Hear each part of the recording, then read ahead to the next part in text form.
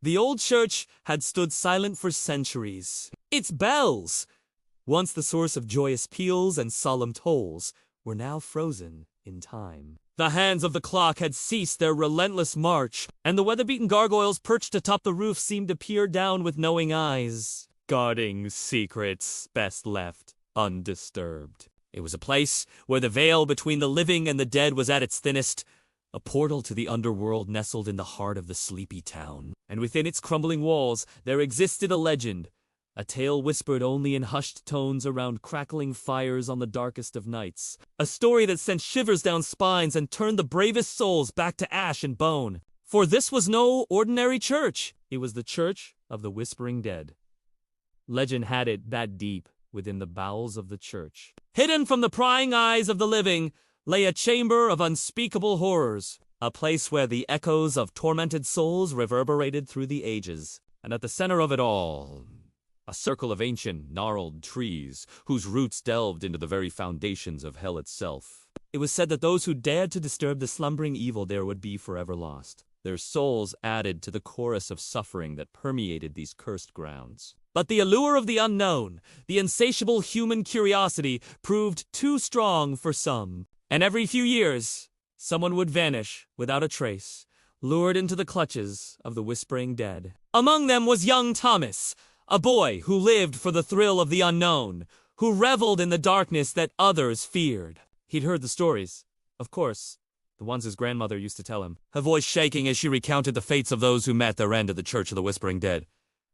But he dismissed them as superstitious nonsense, or had he? For one fateful night, under the cloak of an inky black sky, devoid of even a single glimmer of starlight, Thomas found himself drawn to the church. It was as if an unseen hand had tugged at his soul, compelling him forward. With each step, the oppressive silence seemed to grow, pressing down upon him like a physical weight. And then he saw it, a sliver of moonlight illuminating a spot on the ancient oak door, a circle. In the center, surrounded by grotesque carvings that writhed and twisted in the dim light. He could have sworn the air grew colder, as though the very temperature of fear had materialized around him. He reached out, his fingers brushing against the rough-hewn wood.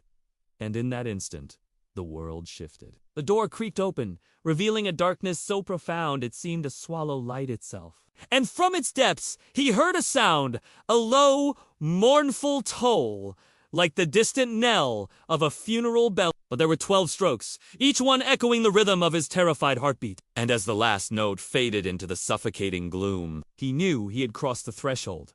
Not just any threshold, but the threshold into hell itself. Within the church, the air grew heavy with the stench of decay, a cloying sweetness like rotting flowers. Shadows danced in the flickering lamplight, taking on grotesque shapes and sizes. And as Thomas ventured deeper into the labyrinthine structure, he realized he was not alone. For lurking in the corners, he could have sworn he saw emaciated figures with eyes that burned like hot coals. They seemed to emerge from the very walls, their presence a tangible manifestation of the evil that permeated these cursed grounds. Then he heard it again, that mournful toll. And this time, it was followed by another and another until the air was filled with the sound of a dozen funeral bells. Panic surged through him. He turned and fled, the whispers of the damned ringing in his ears, their hollow voices echoing the primordial fear that echoed within his own soul. As he stumbled out into the night, the sight that greeted him was one